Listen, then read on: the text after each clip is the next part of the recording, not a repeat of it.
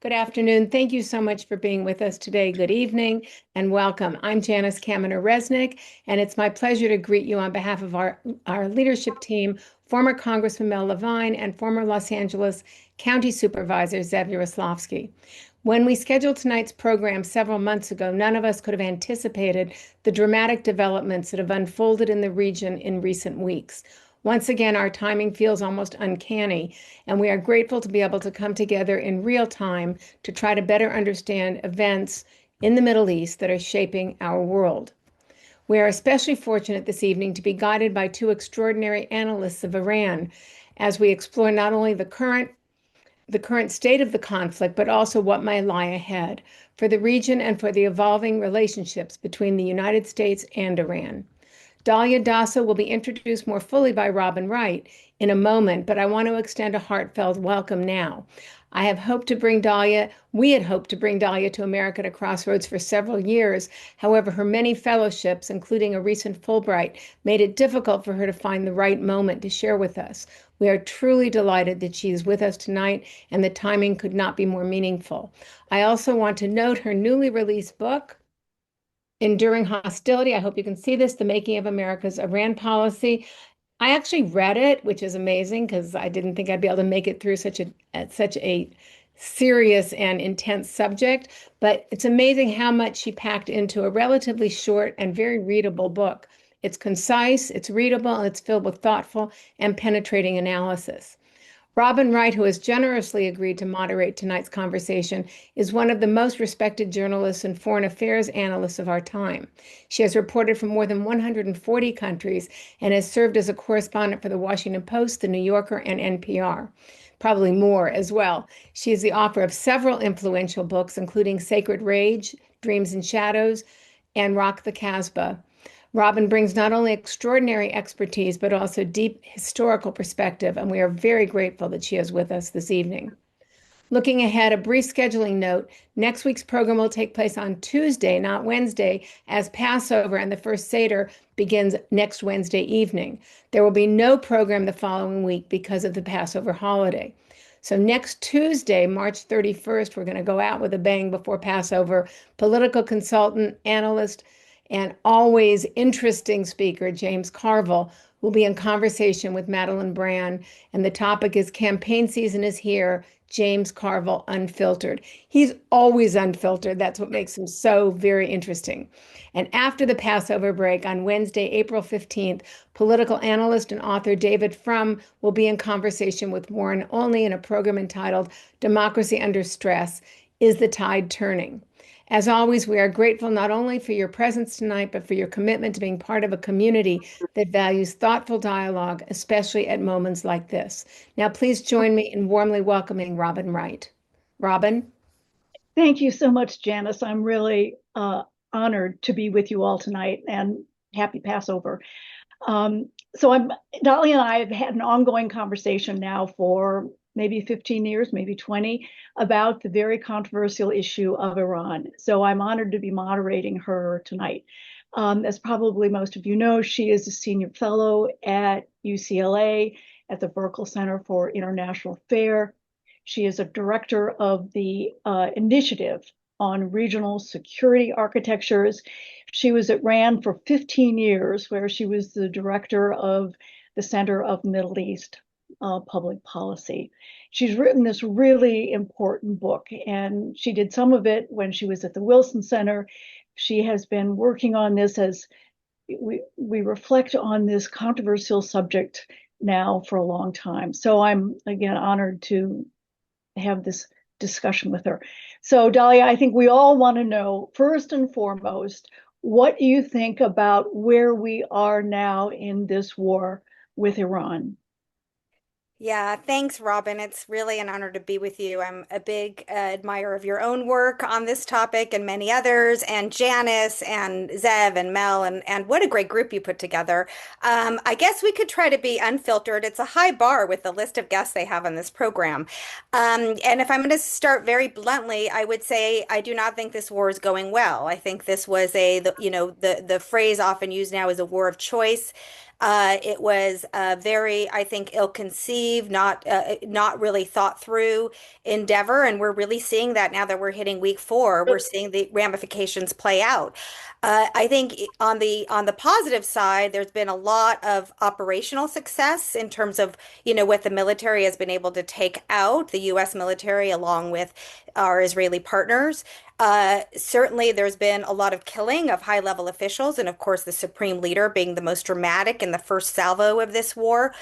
But tactical success is not winning. It's not strategic gains. And so I think we had this question in the months of build up, practically 2 months to the war, lots of messaging. What is this for and to what end? And we still remarkably don't have that answer. And the other reason I'm concerned is the fact of the Iranians, because they are the weaker party, and in asymmetric conflicts, when you have a weaker party, survival is winning. Not losing is winning. And Iran is not losing. It's not winning, but it's not losing. And not only that, what's really worrying is that in a month into this war, not only are they surviving, but they're actually gaining leverage. And we're seeing this most dramatically, not just in how they're lashing out across the region, but especially their lever in closing and disrupting traffic in the Straits of Hormuz. And for our listeners, I'm sure it's a very I think this group listens and watches and consumes lots of media. So I'm sure you're all aware of what the Straits of Hormuz are, very narrow passageways south of Iran. And about a fifth of the world's oil supply goes through that narrow strait. So for Iran to hold the world hostage is really alarming. And that's where we are. And there doesn't look like a good off-ramp at the moment. So that would be my very brief summary. I wish I could have a more positive, uplifting opening here, but maybe by the end we'll get to one. We'll see. So clearly, the United States has this long controversial relationship with the Islamic Republic of Iran. I actually covered the hostage ordeal and stood at the foot of the steps of that plane when they flew to freedom, first in Algiers and then to Germany and then back home. And so I'm wondering, first of all, was this war inevitable given the level of tensions we've had now for 47 years? Was there any other way that we could have reached a point of dealing with the Iranians that would have avoided the kind of conflict we're in now? Such an important question. It's actually a very good Passover question because it's like, what makes this different than any other thing we've been in and with this very difficult country? So, Robin, as you said, this all started in 1979 with the Islamic Revolution. I remember those days. I'm old enough to remember the yellow ribbons all over the country when American hostages were taken by the Iranian revolutionaries. And it has been a traumatic, conflict for Americans. It is now, this confrontation with Iran has now lasted 47 years, longer than the Cold War between the US and Soviets. And, since that 1979 trauma, there's been many others. We had scandals in the 80s, Iran-Contra.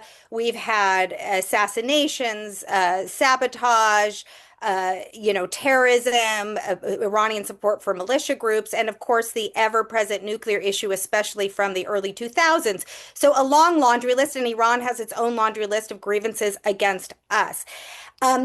So in some ways you could say, yes, this confrontation was bound to happen because of this built up conflict that we haven't been able to resolve. But what is different, and I would say what is remarkable about this moment, and this is the Passover element, what makes us different, is Trump. Trump took us where no other previous president did. Even in the Bush administration with neoconservatives who launched the Iraq War in 2003, they did not go as far as to suggest let's topple the Iranian regime directly. They thought maybe get rid of Saddam Hussein and that would help get rid of Iran. But until this point, until the second Trump administration, the United States has never actually launched war on Iranian territory and put Iranian leadership in existential, in an existential crisis. Every American president has wanted the toppling of the Islamic Republic. Who wouldn't? I mean, that's obviously the, kind of the absolute goal of any administration, but it was never official US policy. And the view was that the risk of a direct military confrontation would just be too high. And all of the warnings about the negative implications that we're seeing play out in real time were always there. And that's why the US military would often caution against this kind of outcome. I remember when I worked at the RAND Corporation I worked there about 15 years, and this was a really live issue in 2011 through 2012. There was a real strong concern that the Israelis were going to attack Iran then. It's no secret Bibi Netanyahu has wanted to do this a long time. But there was a feeling that the implications of this was not the way to do it. So all presidents before have kind of resorted to policy short of war: containment, military deterrence, diplomatic isolation. Not perfect, has not solved the problem, but it avoided some of these very, very, very dangerous consequences that we are living through, and it could get worse. So maybe you can help me understand, and the rest of us, exactly what the goal is, because one day, or initially, it was a regime change. And of course, this is where you get into what we'll talk about later about the difference between the US and the Israeli governments. But we've gone back and forth, and we're now at a point when it comes to the negotiations that it's not clear whether the United States actually will tolerate dealing with the current regime. Is this another Venezuela where you just kill the leader or arrest the leader and then kind of deal with what's left behind? Because this is very unlike Venezuela. There's no comparison between the two. And I think eliminating the supreme leader, who was already 86, wasn't going to change or hasn't changed a whole lot. So what's your sense, given the conflicting language we get every day about what the goal is, what the bottom line is, what we're willing to tolerate? What's your sense of it almost a month into this? Well, I think it's really worrying that the goals are not clear when you're launching a military operation in the Middle East and you're putting our forces in harm's way and you're disrupting the entire region, its stability and global oil supply. There's not one corner of the world that is not impacted by this. They're running out of cooking oil, cooking gas in India. Flights aren't, flying in Asia. They're curtailing. I mean, this has become a global crisis in just 3.5 weeks.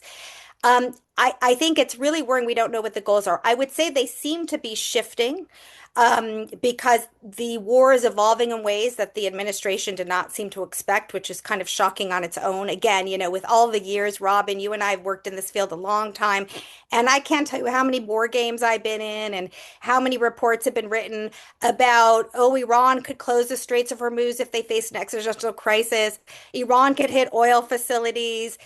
Terrorism is going to increase, the risk of terrorism. All of these things were out there, and yet they were ignored. So I think to get to why Trump decided to do this, I know there's a lot out there saying Bibi Netanyahu dragged him into this war. I actually don't agree with that theory. I think it's pretty, as I said, pretty obvious Netanyahu wanted this. He's wanted it a long time. But President Trump, without him making the decision, none of this happens, right? Bibi was pushing on an open door. I think we had a constellation of forces. You mentioned Venezuela right early in the new year.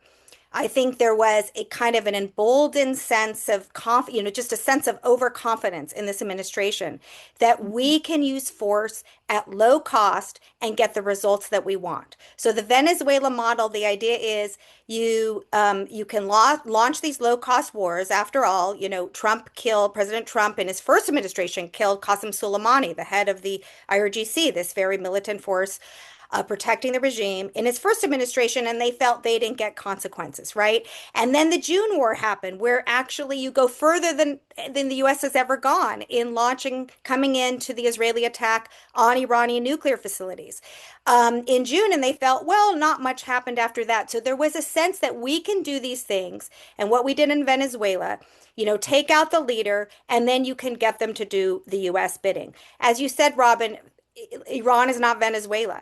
This is not a low-cost war, quite the opposite, and we are not getting subservient leaders. What we are getting instead are worse leaders, if you can imagine that. They seem to be more hardline, more determined, more dug in, and less predictable.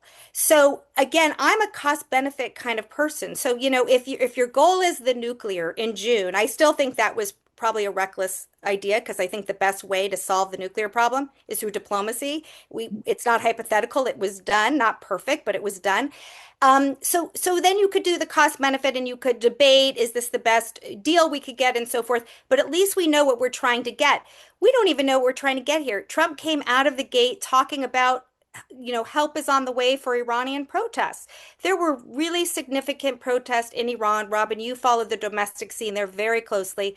The most, I think, significant protest against the regime itself that we've seen since the founding of the Islamic Republic. Late December through January, the protesters were viciously, brutally slaughtered. I mean, the most horrific, I think, repression we've seen, and you can correct me if I'm wrong, to date in the history of the Islamic Republic. So Trump came in, emboldened by Venezuela, thought, okay, I'll come. He's hearing from the Israelis. Don't worry, we'll take the top leadership out. This regime is going to collapse, decapitation. Not, getting all of the advice that we know and that we know from history, because never in the history of air power, in studies done since World War I, there has never been a case of a regime being toppled from air power alone. That should have raised some alarm bells about this idea of going through. So we don't know what the aims are. So I think as the war went on and the regime did not collapse, and the United States was not helping the protesters, quite the opposite. They're facing more repression than they've ever faced. Hopefully this turns around, but this is where we are right now. And as we're not seeing a nuclear deal or any kind of solution. The goal kind of evolved in, okay, we're going to degrade Iranian capabilities. So how do you measure success? How much degradation? We've had nearly 15,000 strikes. We've killed a lot of top Iranian leaders. How long do we do this? How do we measure success? And now finally, because this is getting so off the rails, and we have this really, really dire threat in terms of the global oil supply. Now the goal seems to be reopen the straits, which was a goal that solving a problem we didn't have before February 28th. So again, this is what happens on an escalation ladder when you don't think through consequences. And this is what worries me most about this war. It was not thought through. We were not prepared for the consequences. And I'm extremely worried about the day after, where we could be in a worse situation, not just the same situation as we were before February 28th, but in a worse situation, both in Iran, in the region, and globally. Absolutely, Dalia, you said so much, and I want to get into so much of what you said. So many important thoughts. But when you think about the global impact, you think about Taiwan.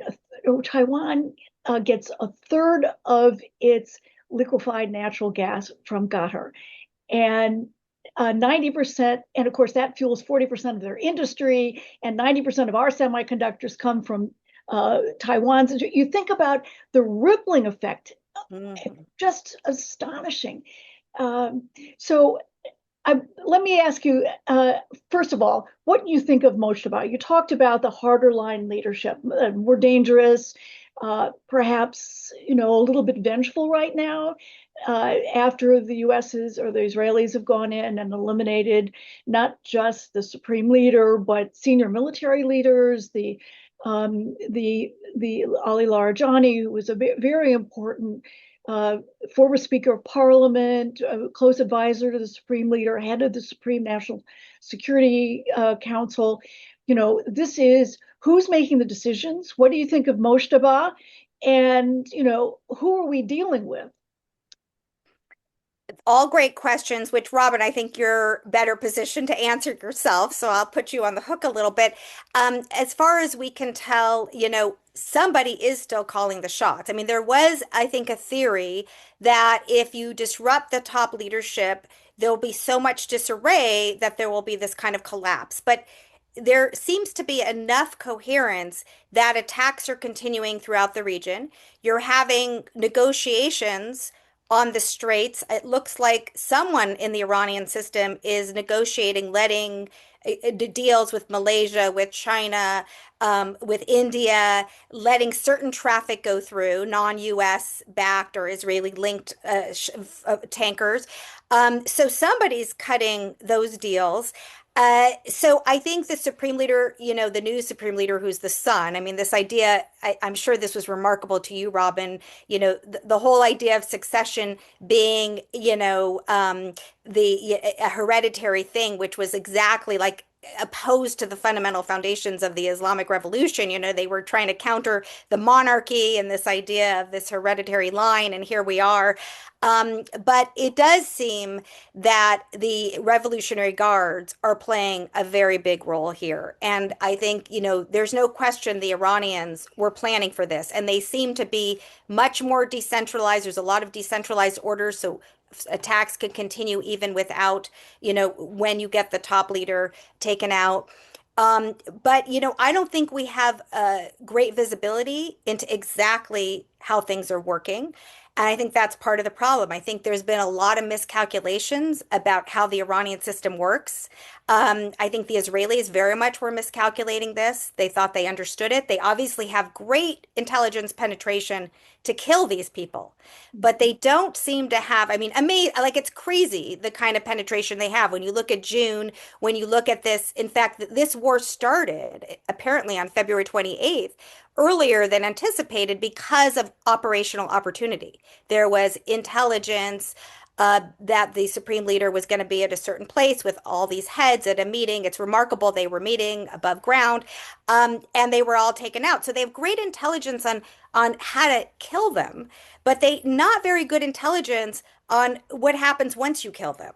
And who's doing what. So I don't have a great answer other than they seem to still be able to direct assaults and attacks and use their leverage in a way that it's very dangerous, but somewhat rational. And so they are not flailing as I think there was a lot of hope would happen. Of course, a risk if the whole thing collapses is that you could have a vacuum, and that the neighborhood was very worried about this. This is another worry about potential unintended consequences.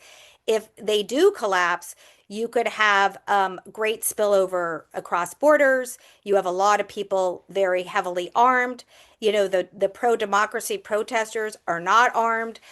So there's a lot of worry about civil war and so forth. But for the time being, it looks like the IRGC has a firm grip and that there's enough below lever, it's a very entrenched system. So there's enough capacity to keep this going for the time being, at least.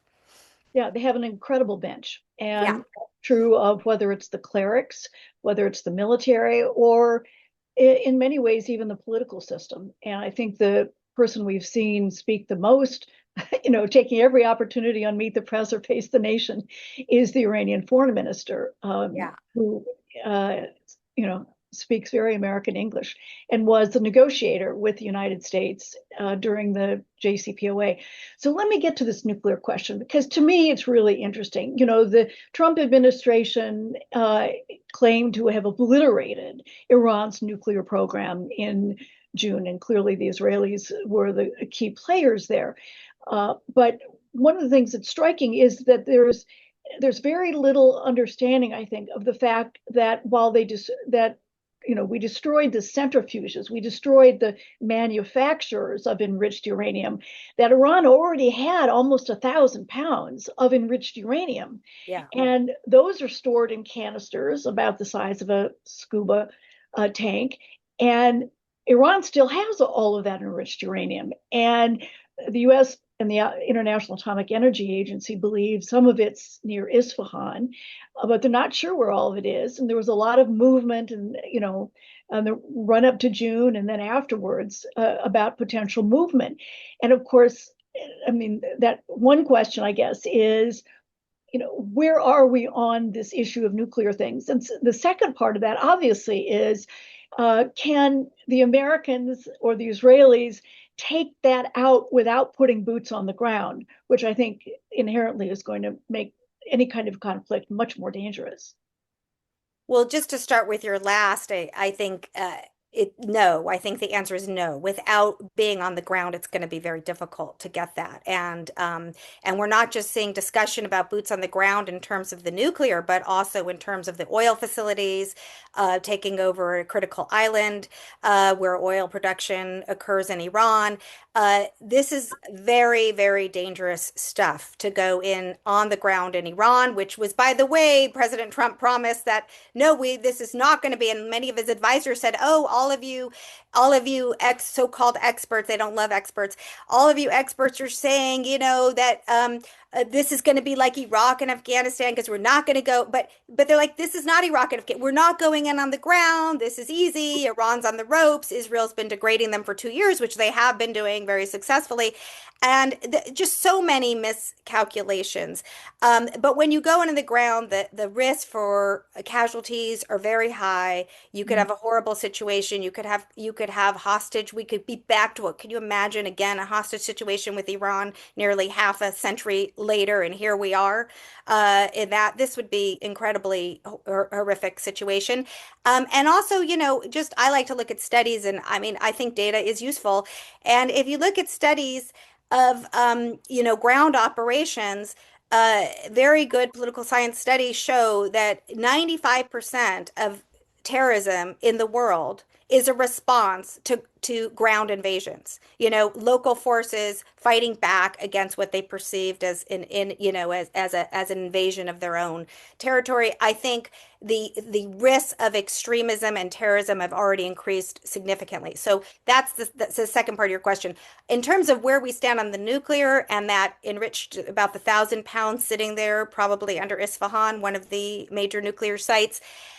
It's really worrying because it's not just any enriched uranium, it's enriched to 60% levels, which is very close to the 90% level you need to weaponize, to eventually manufacture a nuclear weapon.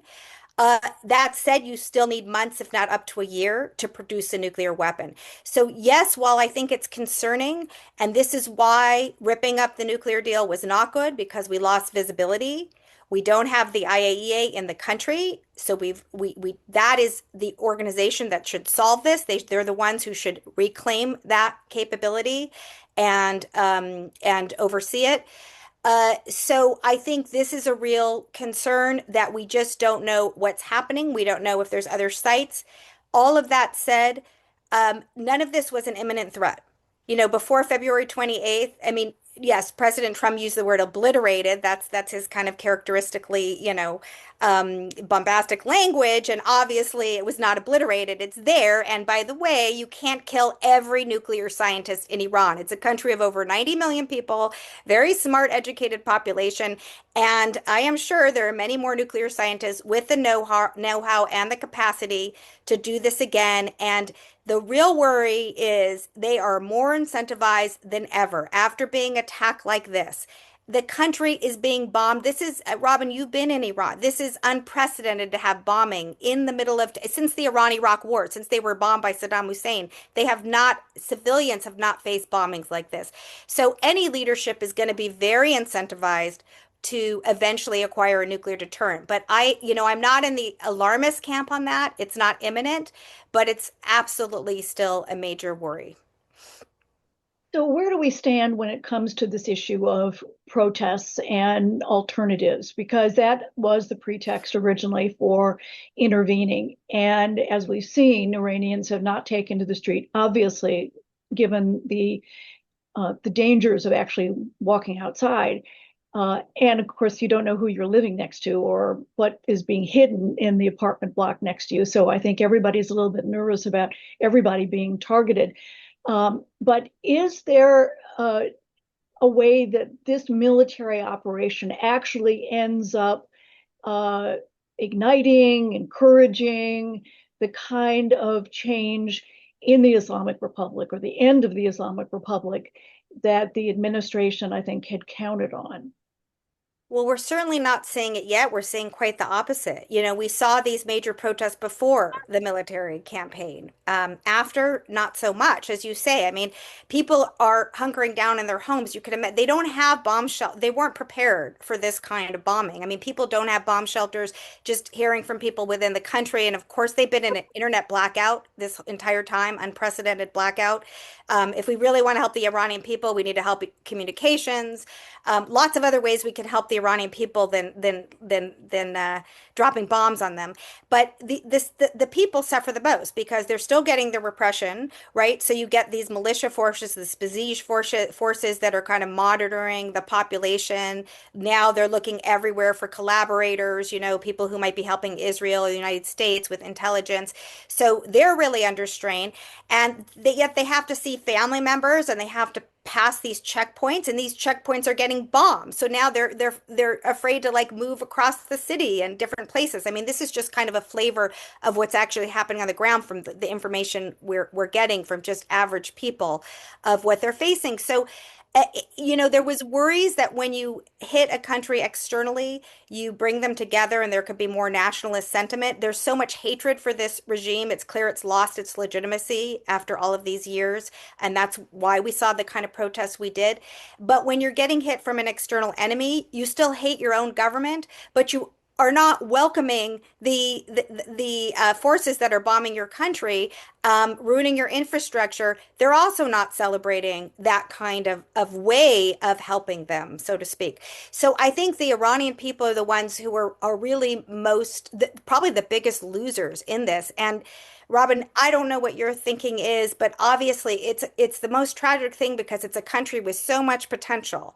I mean, the Iranian people is not the enduring hostility I talk about in my book is not between the Iranian people and the American people, you know, and so it's tragic that I think that this war is even setting back the potential of that kind of, I think, has to be internal change ultimately. And I think the best hope we had seen was frankly the women life freedom movement in 2022, where you had this amazing outburst from bottom up. It's just the problem is, you know, there's not an organized opposition that seems to be unified to offer an alternative. And that may take more time, and you need to give breathing space and support for that.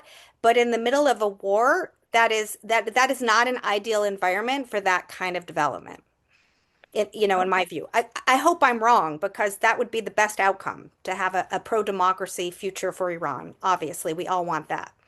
Yeah, and I think before this war started, that at least 80% of the population, and this is what I get from my friends who are political scientists in Iran, opposed the regime. Yeah.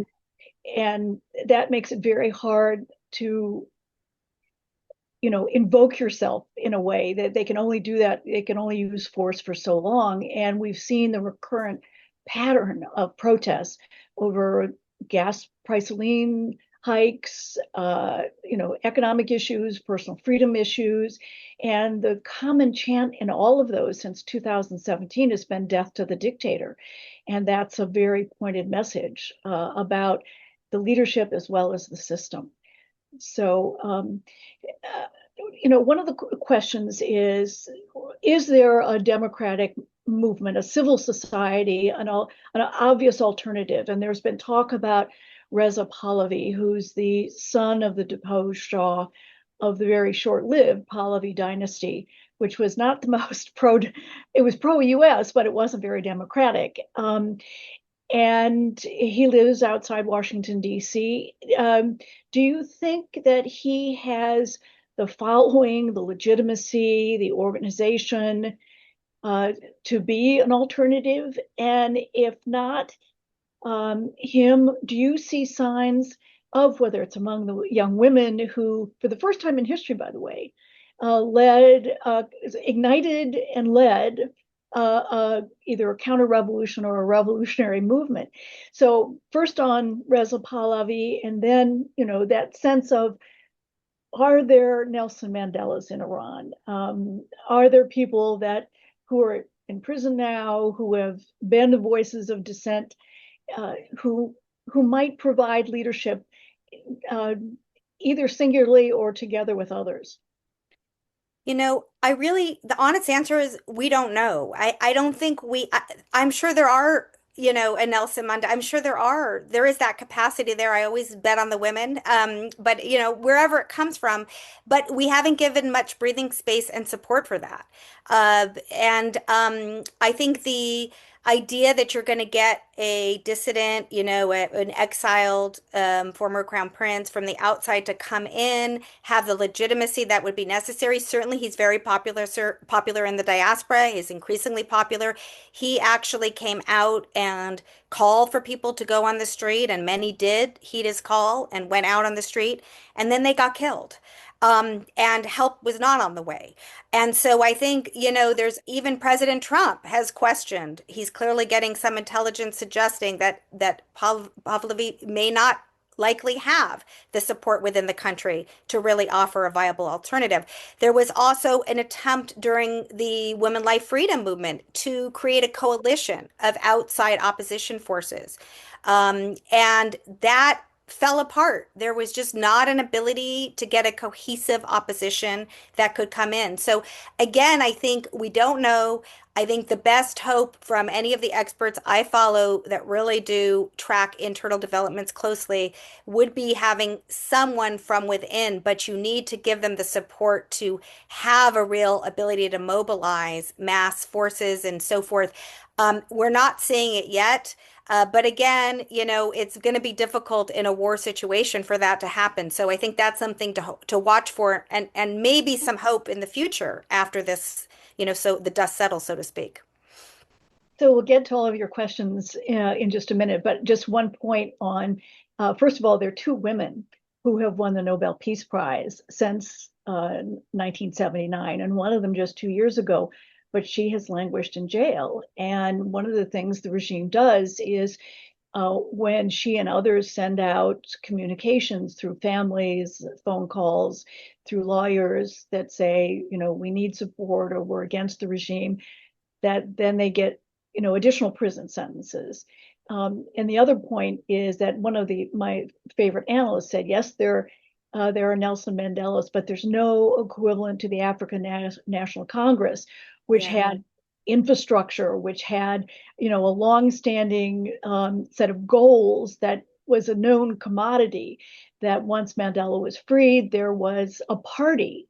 And I think the problem with Iran is that there's not that obvious alternative, and so many of them are in jail. But it'll be interesting to see, because Iranian women actually have been very active in parliament.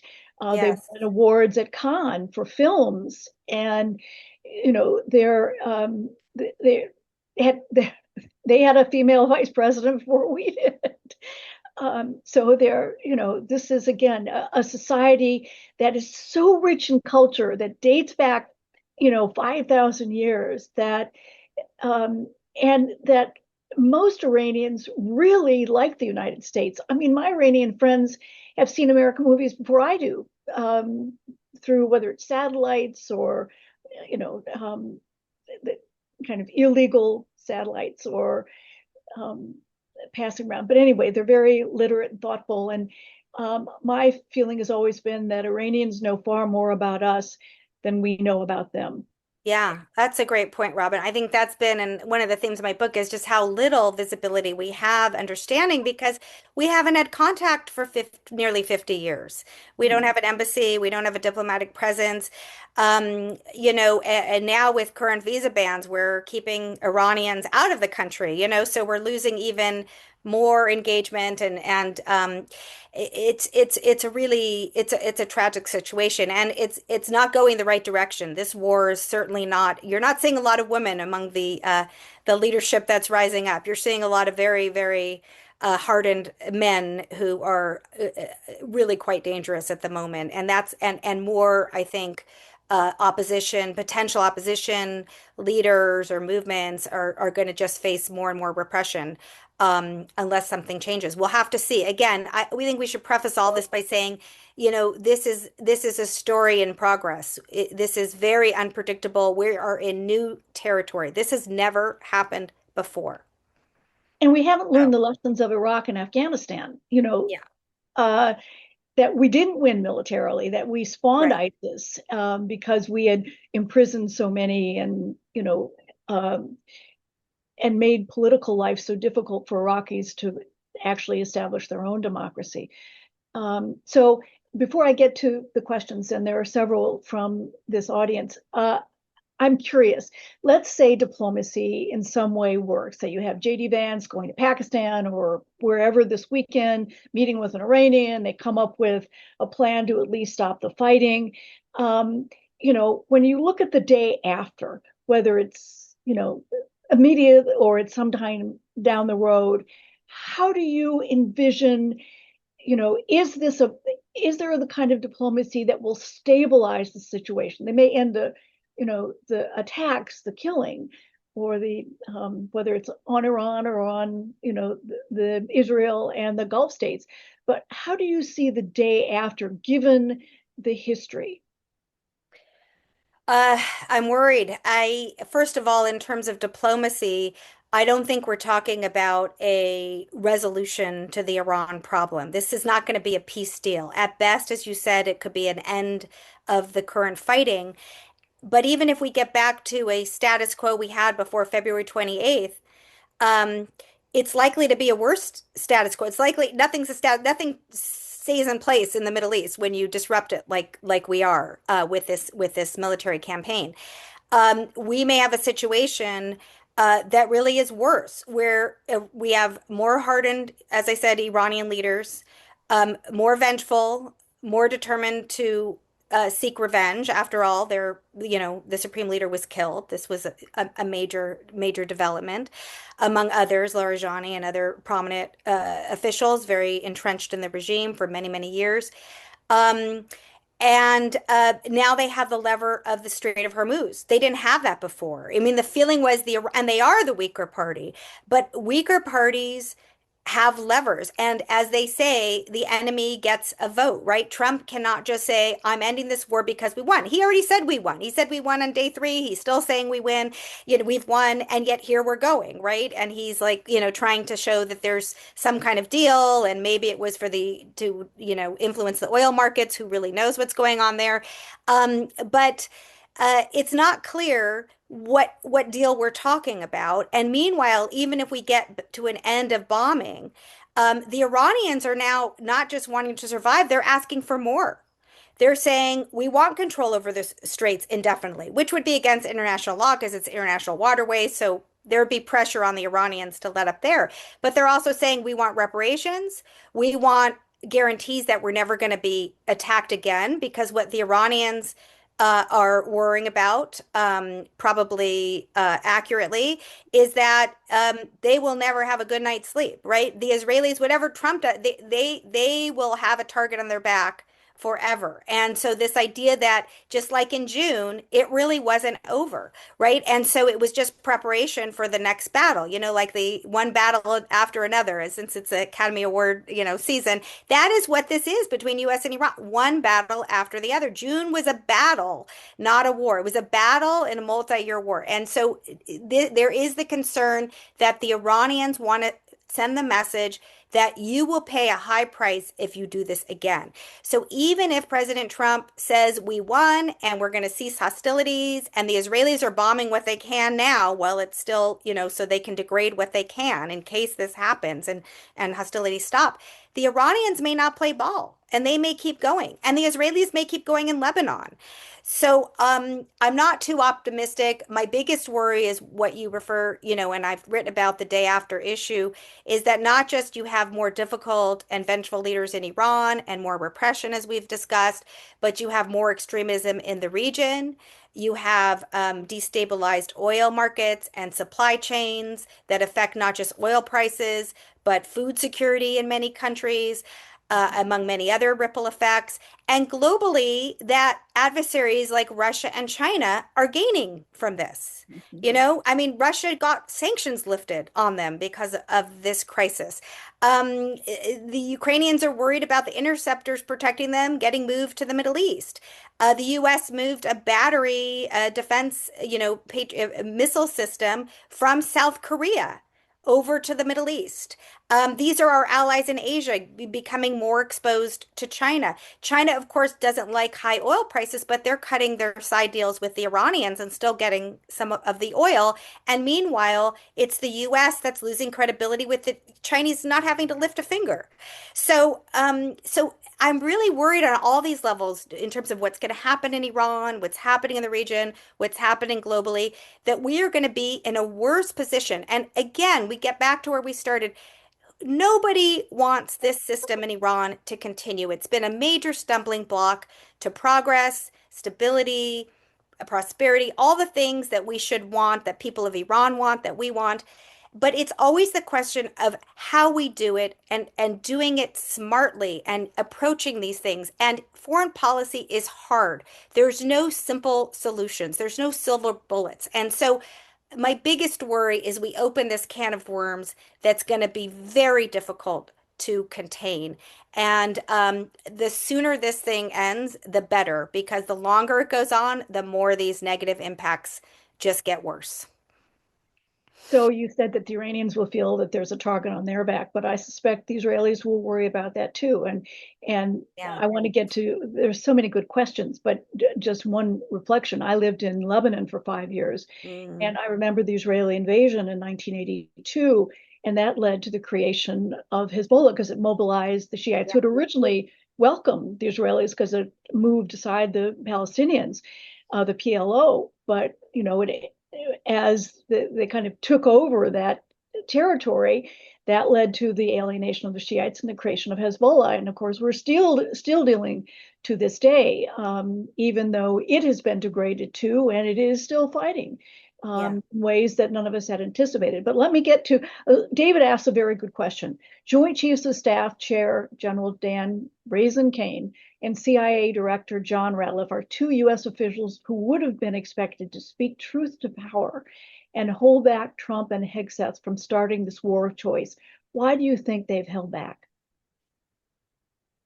Okay, well, first of all, we talked about how it's hard to get insight inside the Iranian regime. It's hard to get insight into our own regime at the moment. According to reports that were leaked, and it's interesting how many leaks are happening, before the war started, there were reports suggesting that these individuals, but other military leadership, were warning about negative impacts of the war and that the U.S. was not prepared to deal with the implications of if the Iranians lash out in the region. Also, don't forget the war was delayed for a bit. There was talk about starting this in mid-January when it was during the protest movement. Actually, at that time, even the Israelis were pushing back as well as the Saudis and saying we need more time to prepare. So I would say that they weren't holding back as much as, and it's hard to know, we don't know exactly what was being said, but my guess is that there are very smart people in the U.S. military who understood the risks that the U.S. was about to face if we did this. We have very good capabilities. Again, we've done a lot operationally, but this worry about to what end and what strategic objective we're achieving and the cost, what cost are we willing to live with, was there. I think the biggest problem is that this advice was ignored. We have a really, really big challenge right now, and this isn't just on Iran, frankly. This organization, this great organization putting all these people together weeks after weeks, year after year, I hear, America at a Crossroads. We are at a real moment in our own democracy, our own system. We do not have normal national security processes working. We don't have our normal feedback chains. We have a lot of dear leader kind of thinking in Washington, a lot of concern that the president may not be getting full information. There was just a report today. Apparently, he's getting these, very sensational 2-minute montages about all the stuff the U.S. is blowing up in Iran every day. I'm sure he's getting other information, but there's a very small insular group that is getting the president's ear, and it's not clear he's getting information he doesn't want to hear or that they're afraid to tell him. We're in a very unusual environment. Certainly, I've never lived through this in the United States where I see so much censorship and self-censorship. And if that's happening in the US government, when it comes to issues of war and peace, we are in a really dangerous place. Yeah, and what's really striking is as a journalist and being accredited to various U.S. institutions, I get involved in briefings and have, for almost 50 years. And now, nobody's talking and no one can even identify who's actually advising the president on the Middle East beyond Steve Witkoff and Jared Kushner. And I don't think either one's on the US payroll. And, they're real estate developers. This is what's kind of frightening when you think about where is the advice coming from. So several people have asked, do you think this is the beginning of World War III? Why or why not? Okay, I guess this is the part, this is how low the bar is, which is I don't think we're there yet. So I guess this is the optimistic part of the session. It's definitely having a global impact. I think it's going to be more economic than military. I think we're still a long way away from this becoming a global military conflict. I think this is certainly it's a regional conflict. There's no question about that at this stage. It is absolutely a regional conflict. I don't think the Chinese are interested in military conflict with the United States or anyone else. As I suggested, they're doing very well without having to do much. They may make moves on Taiwan. That's a possibility. I'm not an Asia expert, but my Asia expert friends tell me that that's not a question of if, but when. And certainly this, with the US so distracted and so forth, and moving all of our defense forces out of Asia to, we're supposed to pivot to Asia, we're pivoting out of Asia. So yeah, there may be military activities happening in other theaters, but in terms of the entire world engaging in military conflict, I don't think that's a direction we're going. Russia's very busy in Ukraine. China has its own theater to worry about. And we've certainly got our hands full in the Middle East. So I think for the time being, it's a regional conflict with economic implications globally. And that's so true when you talk about Xi Jinping. I mean, they have the military capacity as of 2027, according to Asian experts. But they may not do it then. But the fact is, between Russia's intervention in Ukraine and the US being absorbed in whether it's, trying to navigate peace in Gaza or dealing with Iran now, that Xi Jinping is laughing all the way to the bank. I mean, it's not costing him anything. And in the meantime, he can kind of build up what he wants to do down the road. Okay, so Ruth and others ask, it doesn't seem the Iranian regime has any interest in negotiating with the US to end this war. What would be the motivation for Iran to agree to a ceasefire and a pact? And what might that pact look like? Yeah. Great question. And, if we knew that, that would be the Nobel Peace Prize, right? That everyone talks about. But I think, again, I think we have to tamp down our expectations. I think what the Iranians want is what they wanted actually with the Iran nuclear deal back in the Obama days. They want sanctions relief. And now, in addition to economic relief, they want guarantees that they won't be attacked again. And that's going to be, sanctions relief, you could say de facto, they can get even without a deal, because if they're in control of the straits and this continues even after, let's say, Trump declares a ceasefire unilaterally, if that's the way we go, they could make considerable money through taxes on transit through the straits. So they may be kind of cobbling together their own form of sanctions relief, since they actually, even with a deal with President Obama and with the world community, frankly, they didn't get the sanctions relief they thought they were going to get. But that's a main incentive for the Iranians: economic relief and guarantees that they won't be attacked again. The guarantee part, I think, is nearly impossible. Who's going to give Iran that guarantee? There's no trust. It's certainly not going to be the United. They're not going to trust the United States that they could rein in Israel from doing that, or would want to. Maybe Russia.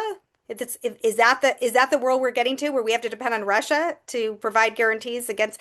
I mean, I don't know. It's really hard to think of who the Iranians would trust.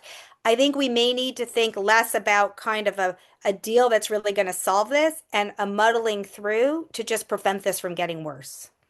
Yeah, and the Iranians say if there's a new nuclear deal offered, that they would want it ratified by Congress this time. And the idea of getting anything through Congress, I live in Washington, on anything seems kind of unlikely, much less a nuclear deal. So, even if it had been, I mean, Obama, in all fairness, did get, a congressional okay, you can move ahead with this, but it wasn't ratified. And so Trump then had the ability to walk away from it. Yeah, Okay, and just quick point there, Robin, on the JCPOA, and we don't want to relitigate that. We did that plenty back in the day. But in one of my book chapters, it's called The Obamacare of Foreign Policy, because it was, yes, we got it through. And I think from a strategic vantage point, I think it made a lot of sense. But it was a political football. And there were plenty of Democrats who weren't in favor of it. So, again, getting through Congress, and it's not just the partisan question. Iran is a really contentious issue domestically in the United States. That's a big theme of my book. It is a very toxic issue and very hard to get any agreement on anything, but let alone on Iran.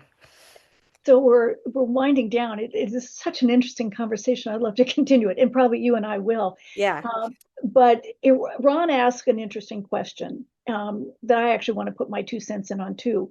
Why does the Iranian government hate Israel or Jews? And do the Iranian people hate Israel or the Jews? So I just want to put 2 cents in and say Yeah. Please answer that, Robin. I want to hear your, well, yeah. the Iranian constitution under the revolutionaries is based on French and Belgian law, Napoleonic law, and it calls for proportionate representation for its ethnic or religious minorities. And there's one seat allocated for Jews, which is proportionate. There are 5 or 6 for various Christian groups, Catholic, Orthodox, and there's one for Zoroastrians. They're not for Baha'i, but it's very interesting. And Iranians, when they think of themselves today, they don't think about being part of the Islamic Republic or being ruled by Ahmadinejad or Rouhani or the supreme leader. They think about Cyrus, who was the first great emperor of the first great empire, and he's the one who freed the Jews of Babylon and told them to go back and build the second temple.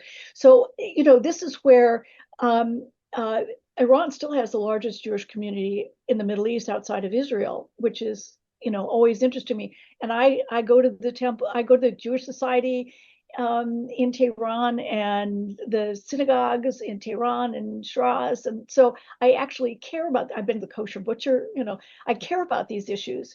But Dalia, from your sense of this regime and the experience of the last 47 years, how would you answer that question?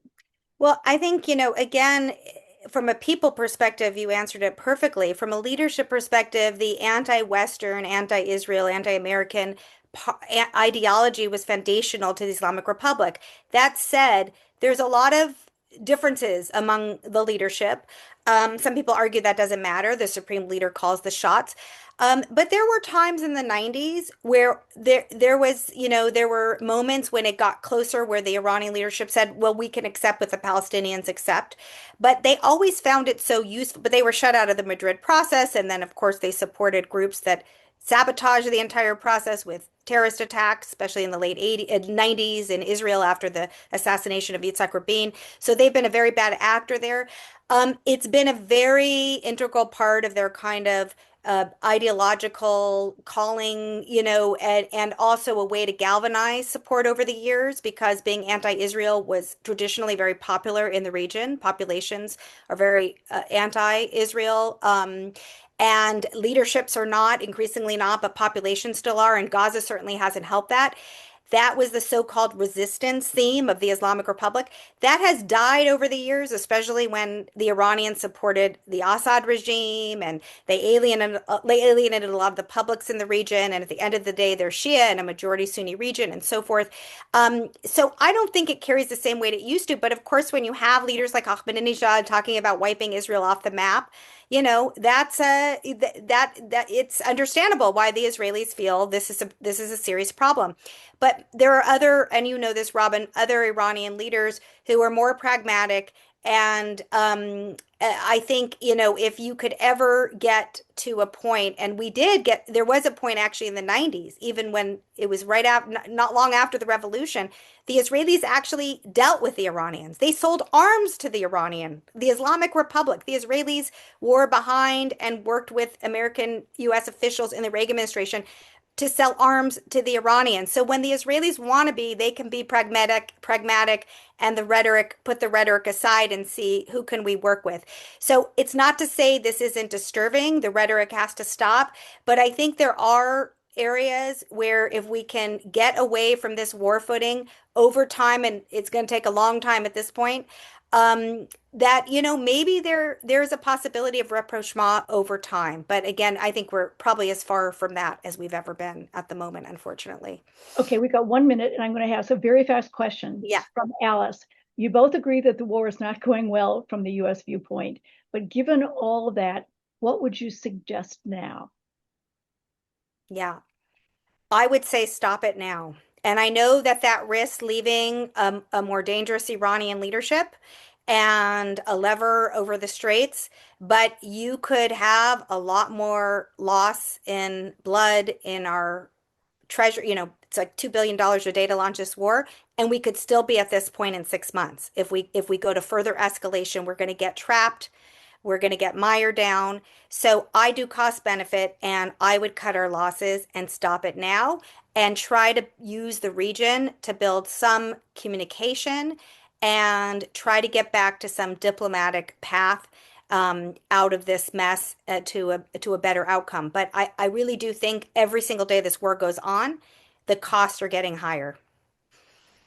Oh, Dalia, you've been so interesting. This conversation has been so much fun on a terrible subject, but I respect your wisdom and knowledge, and congratulations on the book.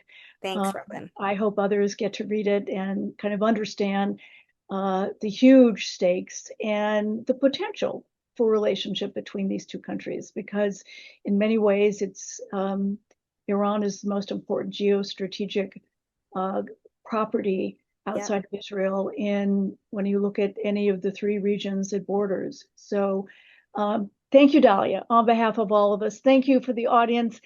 Great questions. I'm sorry we didn't get to have more, but I'm supposed to remind you that next week on Tuesday is the conversation between James Carville and Madeline Brand. And thank you again to this great organization for fostering these important conversations.